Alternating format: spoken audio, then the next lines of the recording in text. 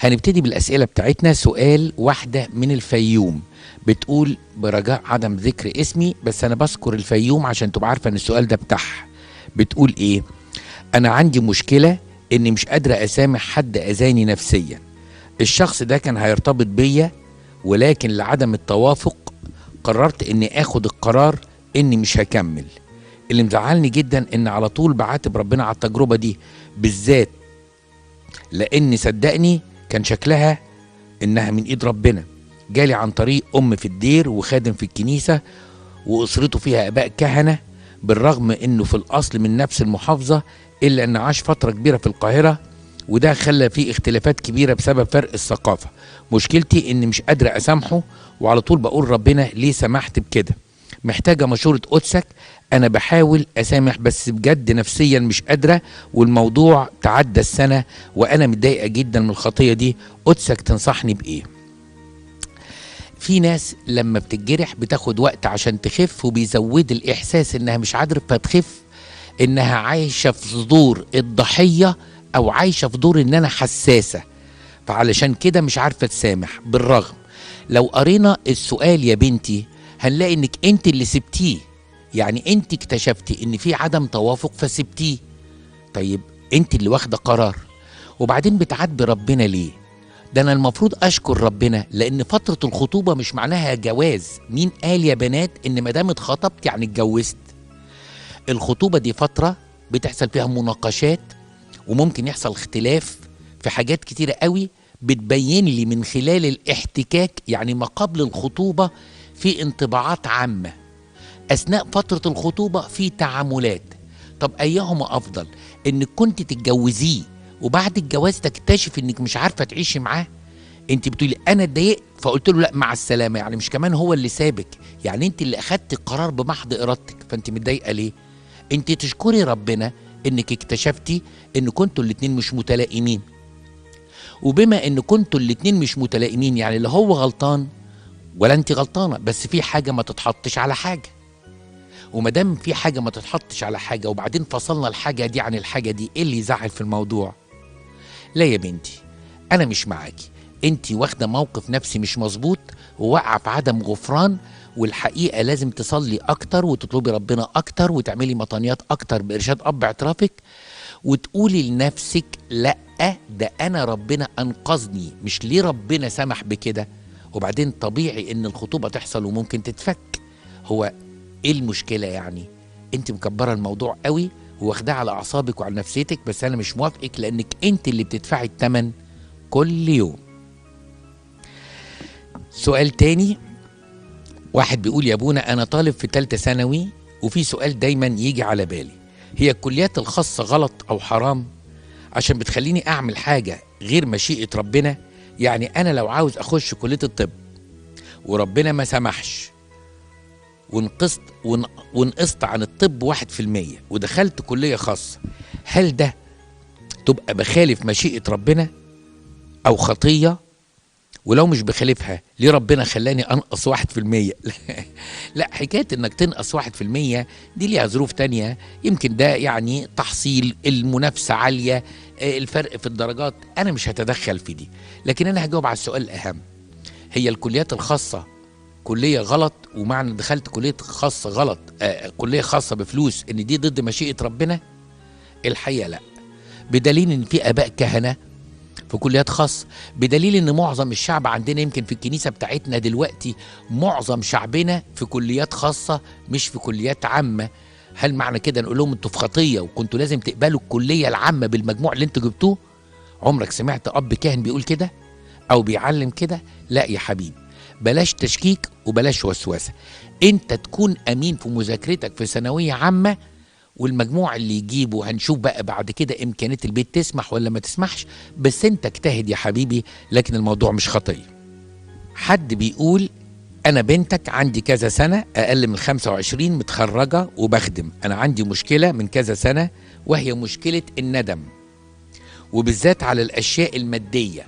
يعني لما بشتري لبس بعد كده بندم، وعلى طول أفضل ألوم نفسي لو جبت حاجة ومستخدمتهاش، وبفضل حاسة إنه عمري ما هبقى مبسوطة غير لما اختياراتي تبقى صح. بفكر في الموضوع ده كتير. انا مش حابة ابقى كده بصلي كتير ان انا اخلص من التفكير ده واقول نفسي عادي وكل الناس بتغلط وبيقوموا وبيقاوموا، لكن انا بقع تاني. عايزة اعرف هل هو عدو الخير بيتدخل في الموضوع ده ولا لا؟ اديني ارشاد يا ابونا.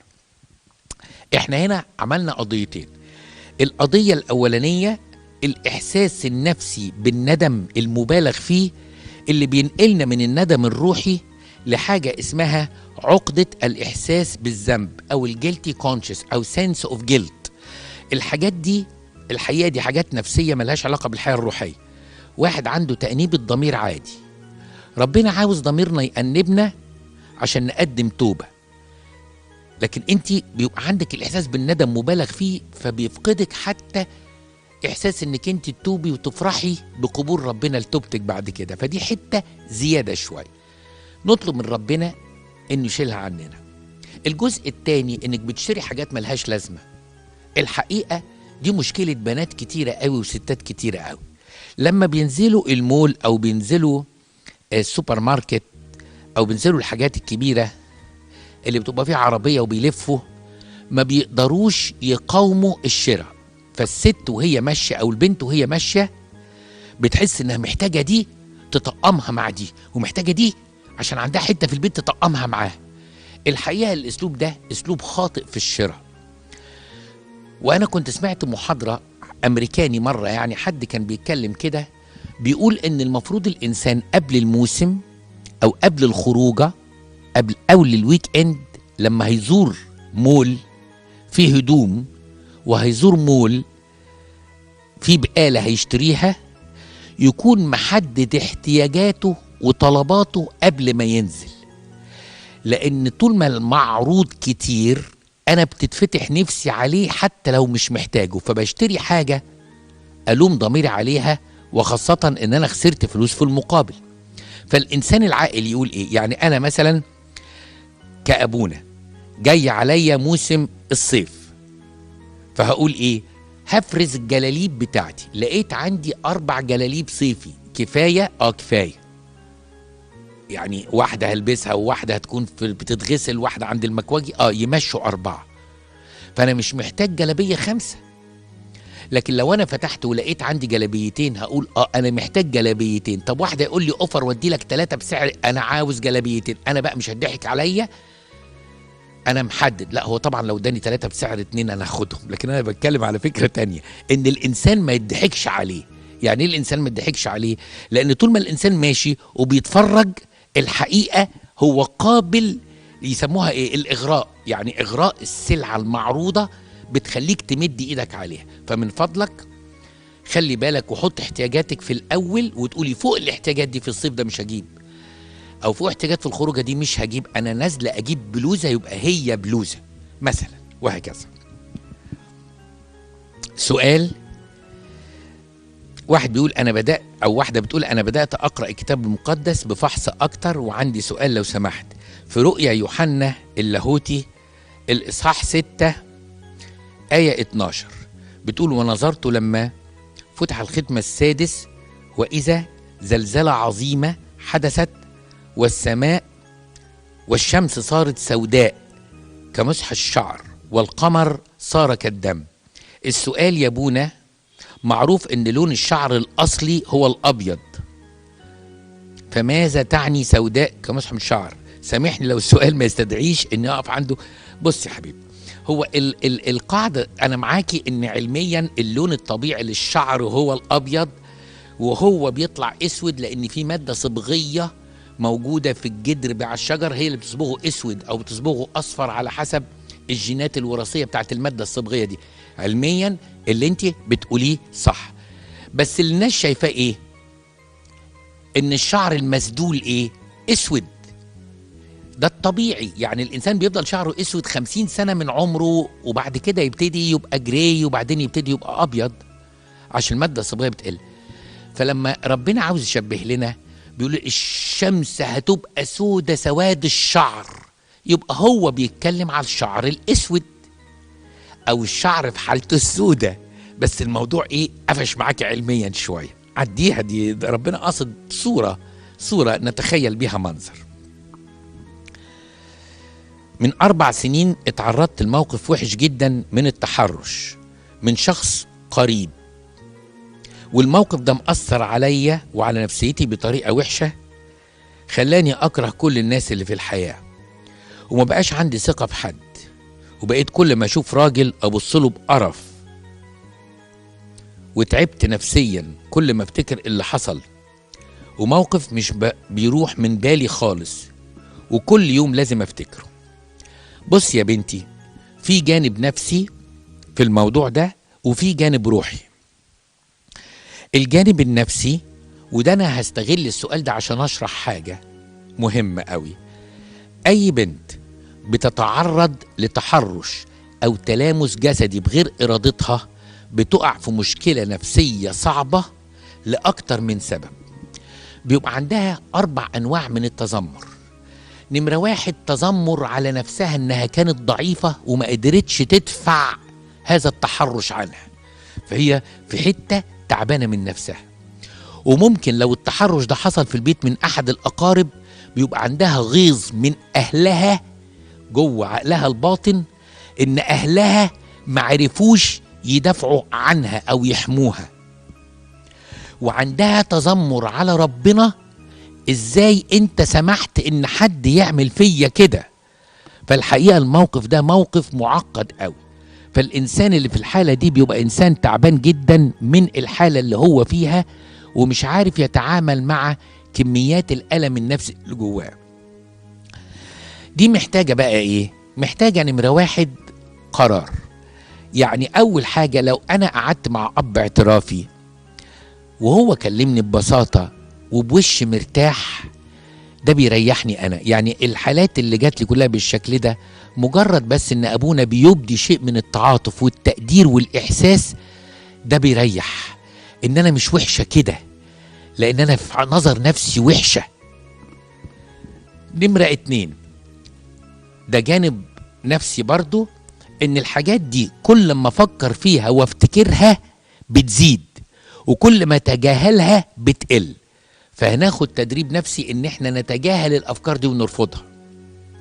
ويجي هنا الجانب الروحي بقى، ان انا اتكلم مع ربنا واقول له ان في حاجة مجروحة جوايا خلت نظرتي لكل الشباب وكل الرجالة ان انا ببص له كإنسان شهواني حيواني، بقيت قرفانة منهم. مش هي دي الصورة اللي انت خلقتها للإنسان، ولا هي دي بقت صورة مشوهة نتيجة خبرة مشوهة جوايا. فمن فضلك يا رب استر عليا ونسيني تذكار الشر الملبس للموت. ومع الوقت الدنيا دي هتتحسن.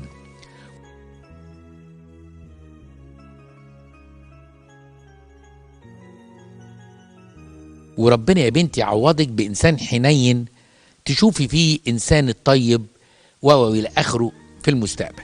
لكن اللي أنا عايز أقوله لك إن للأسف التجربة دي تجربة متكررة، وبستغل الموقف ده واطلب من كل الأهالي عينكم على بناتكم. لما تكون في بنت عندها 13 سنة وأخ عنده 16 سنة، مش معنى إنه أخوها إن مش ممكن يتحارب بيها. إحنا عندنا حالات كتيرة جدا كان التحرش فيها من الأخ اللي أكبر من أخته ب3 أو 4 سنين، بيتحول لحاجة صعبة. مش موضوعنا ان انا اتكلم فيه بالتفصيل، بس انا بدي تحذير.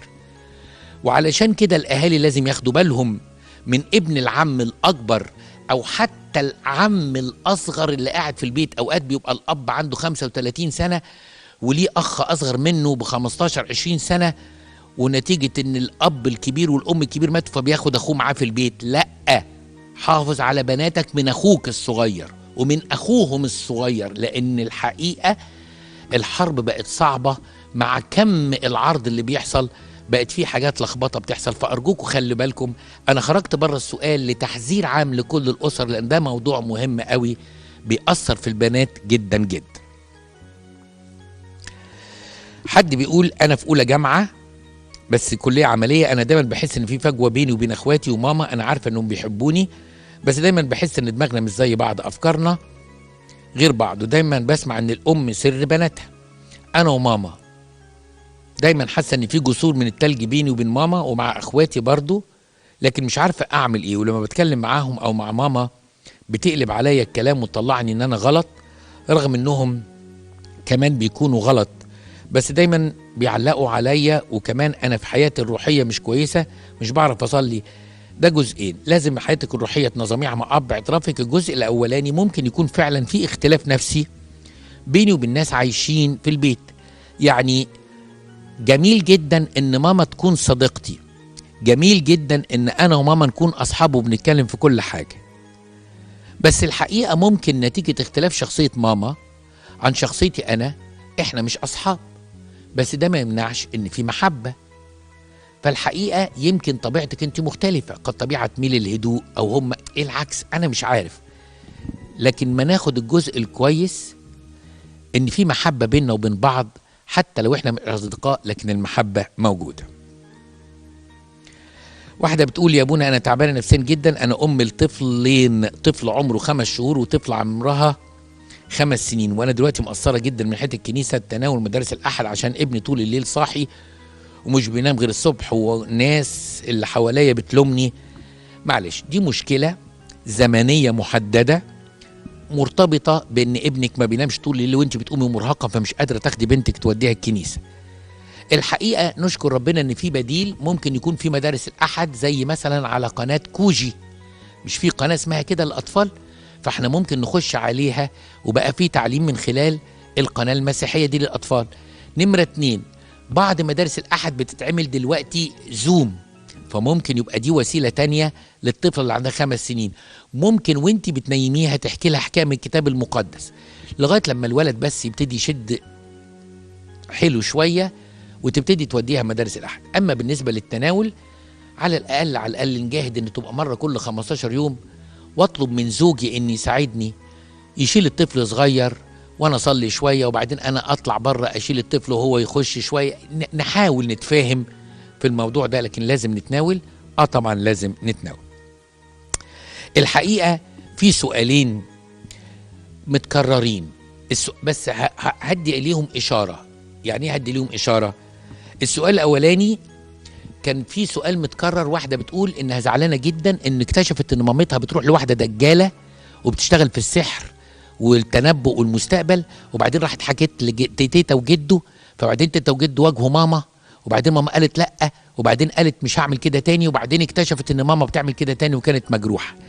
الحقيقه يا بنتي انا جاوبت السؤال ده، المفروض لو انت دورت على اليوتيوب هي كانت تقريبا اتذاعت في الاربع 17 فبراير، يبقى الاجابه بتاعتك هتلاقي. لا مش هقدر اكرر الاجابه تاني. واحده تانيه اللي كانت بتقول هو النهون صح يا ابونا، واحد سابني لان رافضه اخرج معاه وانا متردده اخرج معاه ولا ما اخرجش معاه، وايه الصح وايه الغلط، وقلت لك لا ساعتها لازم يكون الاهل عارفين لان ده بيعلي قيمتك. مفيش بنت تعمل حاجه من ورا اهلها وما تكذبش، ودي كانت الاجابه بتاعته في 10/3. فاصحاب الاسئله دول يظهر ما سمعوش الاجابه فبعتوها تاني، فلو سمحتم ابقوا تابعوا وراجعوا، لان بياخد معانا مجهود ان احنا ندور احنا جاوبنا الاسئله دي امتى. حد بيقول انا عندي حاجه و20 سنه، وانا صغيره كنت بروح مدارس الاحد، مع الوقت بقيت اكسل ومع الوقت بعدت عن ربنا، ونتيجه كده حصلت كذا مشكله، ان بقيت احب بابا وماما اكتر من ربنا، وادمنت النت. ابتديت ارجع لربنا تاني لكن ما بقاش الاول في حياتي زي الاول. بقيت اقرا الانجيل واحضر اجتماعات وحاسه بتغيير بسيط، بس لا زالت الفجوه كبيره وخايفه مشاعري تفضل فتره ناحيه ربنا كده. سؤال اخير، في سر الاعتراف لازم نقول كل الخطايا حتى لو كنا قلناها لربنا؟ ولو انا كنت واخده حاجه، واخده حق، واخده حاجه مني وما كنتش عارف انه هيعمل كده، وحسيت ان تعب سنين مش متقدر واتاخد مني وانا محتاجه اثبت نفسي، لو اخدت مكاني اللي الشخص خده مني ده غلط لانه هيكون شايل مني؟ لا، السؤال التاني ده مش هجاوبه لان ده سؤال محتاج اولا تفاصيل، شكلها حاجه في الشغل فيها تنافس وحد اخد مكانك، فمحتاجه تحكي قصه بالتفصيل لاب اعترافك بالملابسات عشان يقولك ايه الصح وايه الغلط. حتى لو هتاخدي حقك يكون باسلوب روحي مش باسلوب غير روحي. ده اللي اقدر اقوله لك. لكن في الجزء اللي فات معلش هنرجع تاني للتغصب. هقف واقرا المزامير بالراحه، كل مزمور، واقرا القطع، واقرا الانجيل، واقول كرياليسون بالراحه علشان ارجع احس بربنا. هقرا الاصحاح مش مجرد قرايه، وهطلع منه ايه واقول له يا رب رجع لي تاني مشاعري الاولى. في سفر النشيد موقف كده حصل، ان المسيح كان بيخبط على باب واحده وعاوز يخش، فهي كسلت، فلما كسلت هو مشي. لما لقيته بس ايه بعد صعوبه، فضلت تلف عليه في الاسواق ما لقيتهوش، وبعدين قابلت الحرس الطائف في المدينه، وبعد ما اقول لها كلمتين توبيخ قابلته فمسكت فيه بايديه واسنانه. المسيح هيرجع لك تاني وهترجعي له تاني، بس امسكي فيه بايديه واسنانه. ما تخليش المسيح اختيار بين اختيارات. المسيح هو الطريق والحق والحياه، ملوش بديل. وما ينفعش الانسان يحب اي حد اعلى منه حتى لو كانت اولاده.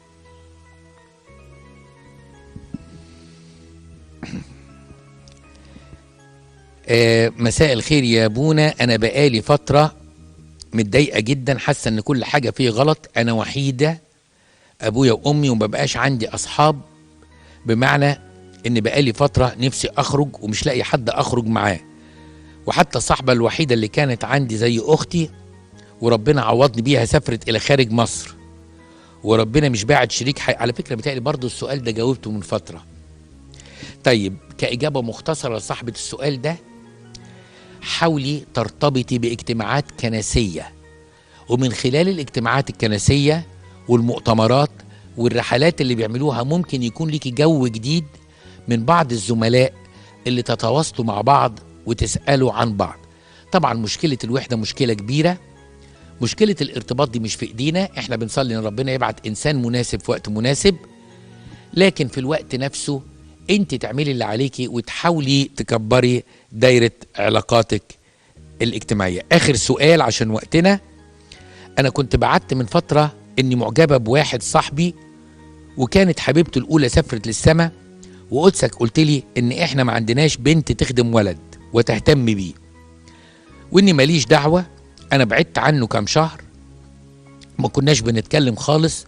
بعد كده بعد فترة لقيته بيكلمني كل شوية وبيلمح، وانا كنت بقفل الكلام، وفي الاخر قال لي انه فكر كتير واكتشف انه ضيع وقت كتير على الفاضي، وهو زعلان، وان لو ربنا كاتب له الخير في حد ما كانش راح، وان هو بيحبني وبتأسف على كل اللي فات وعايزني اديله فرصة، وهو يثبت لي انه بيحبني بجد، مش راجع تاني علشان وحشاه، لكن عشان مقتنع انه هو بيحبني.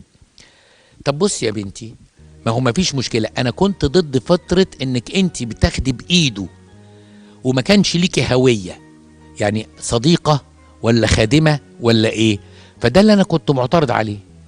لو هو النهاردة بيفتح الموضوع معاكي من اجل ارتباط وانت شايفاه انسان مناسب، وماله، اديله فرصة طالما انت مرتاحه له. مش مرتاحه له وكان التاسك بتاعك او المهمة بتاعتك انه ما كانش اكتر من انسان فاقد خطيبة وانت كنت بتحاولي تواسيه بس مش عاجبك، خلاص يا بنتي اعتذري وقولوا له انت ما كنتش اكتر من اخ ليا، فانت صاحبة القرار. هو الوضع الاولاني هو اللي كان غلط، لكن الوضع الثاني الحقيقة وضع صحي، ان ابتدى يعبر لك عن مشاعره، لكن ايه اللي بعد كده هو ده المهم. علشان وقتنا هنكتفي بهذا القدر من الاسئلة، هناخد فاصل او ترنيمة وبعد كده ناخد الكلمة الروحية بتاعتنا. لإلهنا المجد والكرامة، آمين. باسم الآب والابن والروح القدس الإله الواحد، آمين. أهلا بيكم. أنا عاوز أبتدي بسؤال، حد فيكم جرب الظلم؟ طب إيه رأيكم أحكي لكم حكاية عن الظلم، حكاية أنا كنت شاهد عليها. قبل ما أتكلم في الموضوع بتاعنا، كان في شاب، الشاب ده بيعترف عندي شغال في إدارة مالية لأحد الشركات الكبرى اللي هي الميزانيات والمشاريع بتاعتها بالمليارات. نتيجة انه انسان مدقق في الإدارة المالية، اكتشف ان في حسابات متغطية وحسابات مش مظبوطة، واكتشف ان اللي بيسرق الشركة المدير المالي بما له من صلاحيات مالية عالية قوي. القصة دي كانت من 20 سنة. فهو راح وصلى وحس انه ما يقدرش يعمل كده، وخاصة الشركة دي بياكل منها عيش وما ينفعش الشركة دي تتسرق. فراح لمدير الشؤون القانونية وقال له أنا أعرف فيك النزاهة وأنا اكتشفت 1 2 3. الراجل قال له ياه، السرقات دي بتحصل فعلا؟ قال له اه. قال له اكتب لي الكلام ده في ورقة نقطة نقطة، ايه البنود وايه الحسابات دي. الولد عمل كده، كتب البنود دي كلها وراح لمدير الشؤون القانونية وقدم له السرقات شكلها ايه، بالملايين في السنة يعني.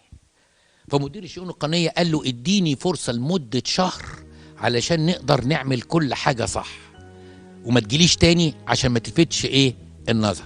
قال له حاضر. الولد حس انه بيعمل حاجة كويسة قوي. فات شهر. في الشهر ده فوجئ في الاخر ان اتعمل له محضر جوه الشركة بانه عليه شبهة اختلاس وسرقة، ويا يقدم استقالة يا هيحولوه للنيابة. استعجب جدا، طلب يقابل مدير الشؤون القانونية اللي قابله قبل كده. الحقيقة المدير ده رفض وتهرب منه، واكتشف بعد كده ان كانت شبه عصابة مدير الشؤون القانونية مع مدير الإدارة أو المدير المالي بتاع المشروعات دي كلها أو الشركة دي كلها متفقين مع بعض. وعشان متفقين مع بعض خلوه يكتب كل الأخطاء عشان يكون عندهم فرصة لمدة شهر يخلقوا مستندات ويزوروا مستندات ويغطوا على نفسهم. وما كانش عنده أي حل، لأن ربطوا له أو عملوا له حتة فخ ولبسوه قضية ما بين السجن أو الاستقالة، ووروه المستندات اللي ممكن يدخلوه بها السجن بالرغم أنه إنسان بريء، وطلع بره. السؤال اللي كان تعبه قوي قوي، ربنا كان فين؟ خير تعمل شر تلقى ليه؟ القصة دي حصلت. حكي لكم حكاية تانية من غير تفصيل، لأن القصة دي حصلت معايا. أنا تعرضت برضو في فترة من فترات حياتي وأنا شغال لقضية ظلم، ورحت الأب اعترافي مستغرب. فأب اعترافي قال لي فيها أمور ما بنعرفهاش دلوقتي بس هنعرفها مع الوقت، اقبل الظلم واسكت وهقول لك حاجة. قلت له ايه؟ قال لي لعل الله سمح ليك بالظلم عشان لما تبقى خادم قديم أو أمين خدمة في يوم من الأيام ويجيلك إنسان مظلوم ما تقولوش كلام نظري، لأن الظلم بيحرق، الظلم بيتعب. وأنا بعترف قدامكم يا حبايبي وأولادي، الفترة اللي أنا مريت بيها وكنت في أوائل العشرينات بالظلم البين ده اللي وقع عليا في الشغل اللي أنا كنت شغاله، فعلا أفقدني اتزاني، لدرجة كنت بقول يا رب أنت فين؟ خير تعمل شر تلقى. كان موقف مشابه بس قصة مختلفة تماما. أنا عاوز أقفل عند كده علشان احنا امبارح او اسف الاربع اللي فات او يعني في المرة اللي فاتت اتكلمنا عن شاب زينا او واحد مننا، واخدنا قصة يوسف الصديق، بس اتكلمنا على الاخطاء اللي وقع فيها يعقوب والاخطاء اللي وقع فيها يوسف من الدلع والافتخار والقميص الملون. هنكمل قصتنا مع يوسف في الصوم اللي احنا فيه، وهتكلم معاكم على انا مظلوم، لأن يوسف شابه المسيح في ظلم وقع عليه. هنحاول نعرف أسباب الظلم كانت إيه وإيه اللي حصل وربنا كان فين من القصص دي كلها. نرجع تاني لقصة يوسف. يوسف بعد ما اتكلمنا عليه وأخطائه المرة اللي فاتت، هنتكلم النهاردة على موقف غريب قوي. الموقف ده اسمه خير تعمل شر تلقى. القصة إيه؟ القصة إن أخواته راحوا يرعوا، كل أخواته راحوا يرعوا وهو كان مستني في بيت أبوه. فجه يعقوب قلبه وغوشه، قال أخواتك خرجوا بقالهم فترة ورا الغنم وما رجعوش، روح اطمن عليهم. فراح يطمن في حتة اسمها شكيم، يعني هم عارفين إن هم بيرعوا في حتة اسمها شكيم، هنسمي شكيم دي زي مصر الجديدة، منطقة زي مصر الجديدة. فهو اخد الجلابيه بتاعته وشويه خبز كده ولا اي حاجه وراح لاخواته يطمن عليهم في منطقه شكيم او مصر الجديده. بص يمين ما لقاهمش، بص شمال ما لقاهمش، فلقى راجل بيقول له انت رايح فين؟ قال له انا بدور على اخواتي. قال له كانوا هنا، بس يظهر المرعى هنا كان قليل فراحوا لحته تانيه اسمها داثان، يعني زي بالظبط مصر الجديده وقول العباسيه، حاجه كده مثلا هنقول 5 كيلو مشي. المفروض يرجع لابوه ويقول له انت قلت لي دور عليهم في شكيم ما لقيتهمش في شكيم، فرجعت وبقول لك ان هم راحوا في حته اسمها داثان. يوسف ما عملش كده، يوسف كان امين قوي. ابوه قال له روح دور على اخواتك، هيروح يدور على اخواته. فتكلف انه يمشي المسافه من شكيم لداثان علشان يدور على اخواته. ولما دور على اخواته يقول الكتاب المقدس اول ما اخواته شافوه قالوا هو ذا صاحب القميص، جاي لنا بالقميص الملون يتمخطر. وقبليها كان بيقولوا لان اخواته وقعوا في الحسد، حسد يعني غيره قاسيه بغل بغيظ برغم في الانتقام. فقالوا جه زي ما نقول ايه، البيه نور، سوري يعني انا بستخدم الناس بتقوله دلوقتي، هو البيه شرف وهم متغاظين. ويقول الكتاب المقدس كده ان الحقيقه قالوا، او الكتاب المقدس كشف اللي جواهم، قالوا احتالوا ليقتلوه. قال له بقى فرصتنا بعيد عن ابوه واحنا في ارض بعيده عن البيت، يلا نخلص منه اللي حارق دمنا ليل ونهار. للدرجه دي في ظلم، للدرجه دي في شر، اخوات يتامروا على اخوهم عشان يقتلوه. مش قلت لكم ان يوسف يمثل المسيح؟ الى خاصته جاء وخاصته لم تقبله، اللي جاي يخلصهم هم اللي صلبوه. نفس الموقف مع يوسف، اللي رايح يطمن عليهم ومبعوث من الاب عشان يطمن عليهم هم اللي فكروا ازاي يقتلوه. بالظبط بالظبط بالظبط زي الكتب والفريسيين لما عملوا مع المسيح. في حتة تانية ان جه واحد من الاخوات اللي هو راؤوبين الكبير البكري، قال لهم اسمعوا بقى، لا لا لا، احنا ما نلوث دم ايدينا باخونا، في بير نرميه فيه ونخلص منه. والبير ده ما فيهوش ميه، بير ناشف، ففعلا حدفوه في البير. بعدها بشويه خلي بالكم من التشابه والتقارب ما بين يوسف والمسيح. واحد اسمه يهوذا، واحد اسمه ايه؟ يهوذا، اللي هو اخواته من اخواته. يهوذا قال طب نموته ليه ونسيبه في البير ليه؟ ما نبيعه لاي حد معدي وناخد فضه ثمنه. خلي بالكم مين اللي باع المسيح؟ يهوذا. ومين اللي فكر يبيع يوسف؟ يهوذا. الحقيقه هم راحوا ياكلوا، علشان بعد ما ياكلوا يقعدوا شويه مع الغنم هيرجعوا يجابوا يوسف ويبيعوه لقافله اسمها الاسماعيليين، اللي هم العرب اللي بينزلوا على مصر في قوافل تجاريه. فهم قاعدين كده راحوا بقى، في الوقت ده كان في ناس اسمهم المديانيين، شعب تاني خالص، بيشوفوا البير ده فيه ميه ولا لا، سمعوا يوسف بيصوت او بيعيط او بينادي، طلعوه بحبل. والمديانيين هم اللي باعوه. يعني خلي بالكم الناس بتقولوا يوسف اخواته باعته، هم اللي باعوه المديانيين للاسماعيليين مش اخواته. بس الحقيقه لو سمعتم وعظ بيقول اخواته باعوه تمشي. ليه تمشي؟ لان كان عندهم النيه ان فعلا يبيعوه، لكن اللي باعوه المديانيين للاسماعيليين. طيب خلي بالكم من اللي هقوله. الولد اتباع، ما عملش حاجة، كان رايح يطمن على اخواته وتعب، بدل ما يروح لشكيم راح لداثان، يعني مش مشوارين. وكانت النتيجة ايه؟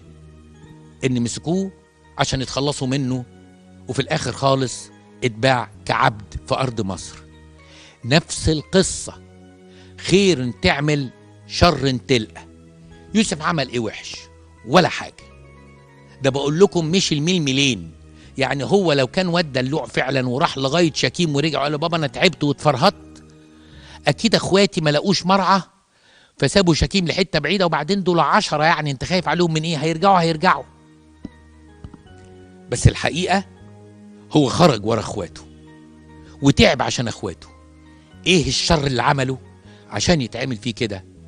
الحقيقة في ظلم، في ظلم في الحياة. طيب السبب ايه؟ حسد، غيرة مع غيظ مع غل.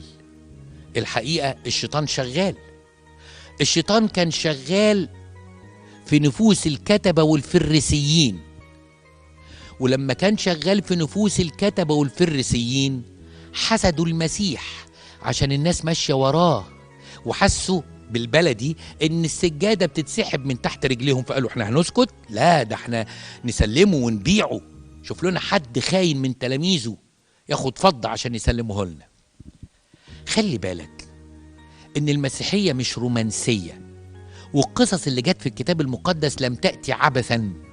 يعني مش غاويين نملى صفحات ونحكي حكايات ألف ليلة وليلة، لا، ده كل قصة مساقة ومكتوبة بالروح القدس لأن وراها هدف. احنا ينقصنا في تربيتنا الكنسية الجانب الواقعي. يعني ربنا ضابط الكل، وربنا احنا في عينيه، وقال اللي يمسكم يمس حدقة عينه، يا صح تمام. لكن برضو ربنا بيكشف لنا ان في شر في العالم، وفي ابليس في العالم، والابليس ده حرك الكتبة والفريسين ونجحوا في المكيدة بتاعتهم ان يصلبوا الانسان يسوع البار البريء. طيب يبقى ده درس ليا وليكم، ان احنا اوقات بنتصدم في الحياة الروحية. بنتصدم ليه؟ ما احنا لازم نكون واقعيين وعارفين ان في حرب، وعارفين ان في ابليس، وعارفين ان في ناس ممكن تكون ما بتحبناش وتقوم علينا تحت اي سبب، وممكن تنجح في شرها. ممكن تنجح في شرها. يبقى في حسد، مش حسد بمعنى العين، لا، حسد بمعنى الغل والغيرة والغيظ كان دافع.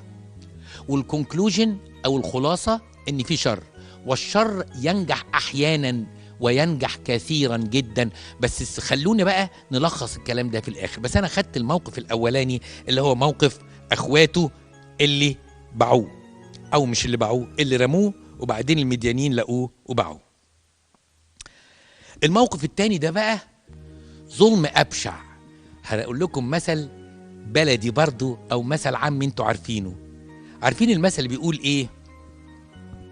انا صدقوني مش فاكره قوي لكن هحاول افتكره. رضينا بالهم والهم مش راضي بينا، حاجه بالمعنى كده، انتوا اكيد حافظينه احسن مني. الكلام ده معناه ايه؟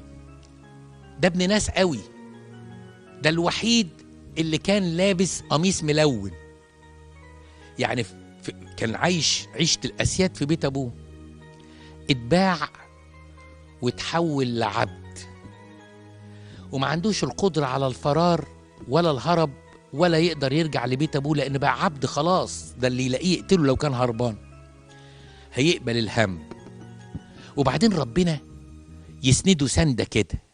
فيقول الكتاب المقدس ان سيده اللي هو فوتيفار رأى سيده ان الرب معه وكل ما يصنع كان الرب ينجحه.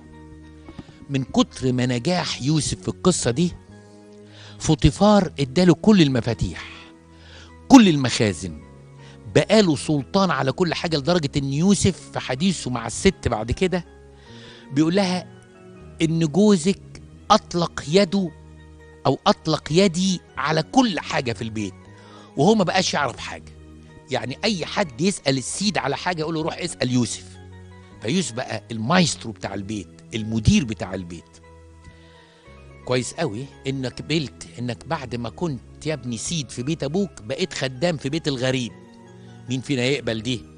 مدي نتاج الظلم الاولاني، بس اتفرجوا على الظلم التاني جاي وهو اخطر واسوأ. ايه اللي حصل؟ يقول الكتاب المقدس الست ايه؟ رفعت عينها عليه، يعني ابتدت تبص له. ويقول ان كان يوسف حليوة شوية، فهي لما شافته حليوة كده يعني من الشام وابيضاني شوية مش زي المصريين السمر، بصت له كده وحطيته في دماغها. ولما حطيته في دماغها ابتدت الشهوة في اقتناسه والتفرد بيه تزيد. نشوف برضو الكلام ده بيقابل ايه. لما بنقول رفعت عينيها عليه، يعني بصت له بصة معينة كده، عاملة بالظبط زي الشيطان لما وضع قلبه على أيوب. فربنا بيسأل الشيطان بيقول له أنت جاي منين؟ قال له جاي من الأرض والتمشي فيها. فربنا كان عارف اللي جوه الشيطان، قال له أوضعت قلبك على عبدي أيوب؟ يعني أنت حطيت أيوب في دماغك عشان توقعه؟ الست دي حطت يوسف في دماغها عشان تقع معاه في الخطية. عجبني بقى ومش هفوته. ياه، قد كده الشر موجود. الشر كان موجود. نكمل. وبعدين كان في نقطة تانية، ان كلمت يوسف ما قدرتش بقى. قالت له ايه؟ قالت له انت عاجبني بقى، يلا تعالى. قال لها لا. وهكرر اللي قاله، ان جوزك ائتمني على بيته وكل حاجة تحت ايدي، ولم يمنع عني شيء الا انت، لانك انت مراته، فكيف اصنع هذا الشر العظيم واخطئ الى الله؟ خلي بالكم، قال لا. في لا واضحة بتاعت يوسف، رمز العفة في الكتاب المقدس. خلي بالكم اللي جاي بقى. بتقول ايه؟ لم تكل، كلمت يوسف يوما فيوما، يعني ابتدت تغويه، ابتدت تأثر عليه، يعني تفوت يومين وتناديه وتقول له مش ناوي بقى، مش يلا بقى، وتقول كلام صعب جدا. وده بيكشف لنا حاجة يا جماعة في الحرب الروحية.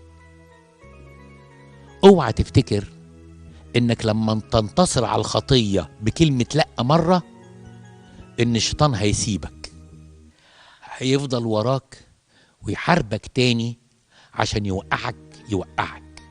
الكلام ده حصل مع مين؟ احكي لكم. حصل مع المسيح في التجربة على الجبل. مش جربوا مرة، بجربوا مرة واثنين وثلاثة. ولما المسيح انتصر، يقول الكتاب المقدس ففارقه إلى حين. يعني ايه فارقه إلى حين؟ يعني قال له هتروح مني فين؟ قصة تانية يا شباب خلي بالكم منها في بستان الرهبان. بتقول ان رئيس الشياطين كان عامل مجمع، وكل شيطان جاي يقدم ريبورت او تقرير عن اللي كان بيعمله. فشيطان جه وقال انا وقعت زوجين في بعض وخربت بيت. وشيطان تاني قال انا قومت مدينة على بعض. وشيطان تالت بيقول انا عملت حريقة كلت محصول.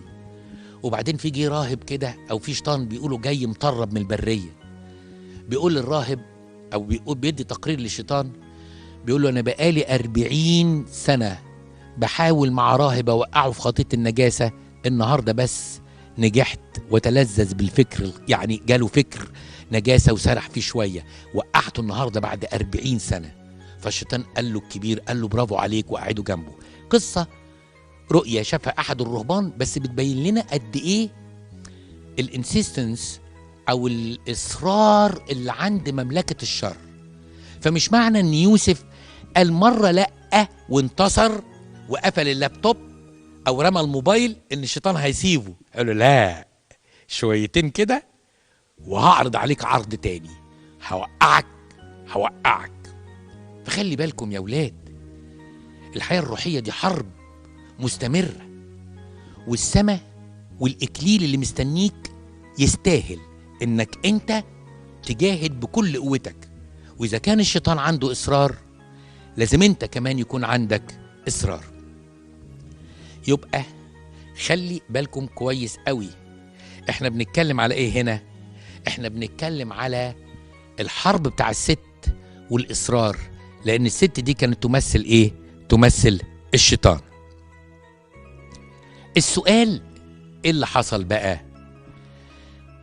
اللي حصل إن الست دي في مرة من المرات فاض بيها، فدخلته ومسكته من الهدوم عشان تقلعه الهدوم، راح هو صوت وجري. فالست راحت قلبة الترابيزة عليه وصوتت وقالت الحقوا، واحد بيتحرش بيا، الحقوا، واحد بيحاول يقرب مني. الناس هتصدق العبد ولا تصدق الزوجة؟ الناس صدقت الزوجة، وكانت النتيجة، ودي رحلة الظلم التانية، ان اتاخد يوسف واتحط في السجن. يوسف اترمى في السجن علشان كان بيحافظ على عفته والوصية اللي مكتوبة بالروح القدس في ضميره. خلي بالكوا بقى، احنا طبعا علشان ناس لينا تخيل عاطفي للأحداث أو تخيل غير واقعي الأحداث، أكيد ملاك ربنا هينزل. هو الأول في سؤال، ليه الست دي لما حاولت توقعه ما جاش ملاك ضربها ضربة خلاها تتلوى من المغص؟ ليه الست دي ما ماتتش قبل ما تمد ايدها عليه؟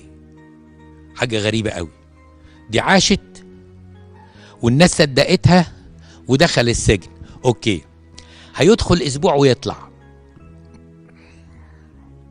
اصل ربنا حنين قوي. هيدخله 15 يوم ويطلع، شهر، 3 اشهر، 6 اشهر، امال كام؟ 11 سنة. 11 سنة، 11 سنة. ده لو كان عمل كده، ده لو كان زنا كان زمانه دلوقتي بياكل عسل ابيض. هو علشان حافظ على العفة يتسجن 11 سنة؟ ايه الظلم ده يا رب؟ 11 سنة. انت كنت فين؟ على فكرة هنشوف الكلام ده المرة الجاية، بس المرة دي بنتكلم على الظلم وقسوته، عشان في ناس كتيرة قوي بتبكي للظلم. الظلم متعب ويجرح ويتعب، لكن في قصة ما انتهتش. عايز أسألكم سؤال، هو ليه ربنا فعلا ما ضربش الست دي؟ هو ليه فعلا بعد اسبوع الحقيقة ما انكشفتش؟ ده لو الواحد ايام زمان قوي واحنا عيال صغيرين لما كنا بنتفرج اوقات على التلفزيون اللي بيجي في القناة ال5 ده الفيلم العربي، وفي واحد شرير وفي واحد بريء، والشرير يعمل مكيدة للبريء، كنا بنفضل طول الفيلم العربي واحنا في 3 ابتدائي ورابعة ابتدائي مستنيين اخر الفيلم عشان الشرير ده ربنا ينتقم منه. يجي بقى البوليس يقبض عليه. انتوا فاكرين طبعا الحاجات بتاعت الطفولة دي، لكن احنا في موقف هنا ربنا بيتفرج الحقيقة. السؤال الصعب اللي انا عاوز اسأله، ازاي ربنا الحنين ابويا، ده ابويا الجسدي، انا لو شافني مظلوم هيجيب لي اكبر محامي وممكن يفديني ويخش السجن مكاني عشان انا اطلع. طب ازاي ربنا يتفرج على الظلم اللي واقع على اولاده كده ويسكت؟ هنقول بقى حقائق روحية ننهي بيها اجتماعنا النهاردة. الحقيقة الأولى، احنا قلنا ان في شر في العالم، والشر ده اوقات يسود واوقات ينتصر. طب ربنا دوره ايه في الشر؟ هقول اهو، ما تستعجلش عليا. اول حاجة، في نوع من انواع الظلم ربنا يتدخل فيه فورا، زي قصة سوسنة العفيفة. الاتنين شيوخ من بني اسرائيل اشتهوا جمالها وطلبوا ان هم يقعوا معاها في الخطية، ولما رفضت عملوا زي الست مرات فوطيفار واتبلوا عليها وجابوا او قالوا هنشهد عليها عشان تترجم. خيروها ما بين الزنا والموت وهي قالت لا، الموت اهون من الزنا. طيب يبقى ده موقف ربنا تدخل فيه. طب ليه ما عملش كده؟ وفي موقف تاني ربنا ما يتدخلش خالص، زي اللي حصل مع الشهداء. يعني ايه اللي حصل مع الشهداء؟ في سفر الرؤيا الناس اللي اتألمت واترجمت وماتت بأشبع الميتات، شفنا منظر في منظر رؤيا ان الشهداء بيصرخوا من تحت المذبح يقولوا يا رب امتى يا رب يكون انتقامك، وامتى يا رب يكون عدلك؟ قال لهم استنوا بس مفيش حاجة بتضيع. يعني في ناس ماتت مظلومة بس في حساب في الآخر.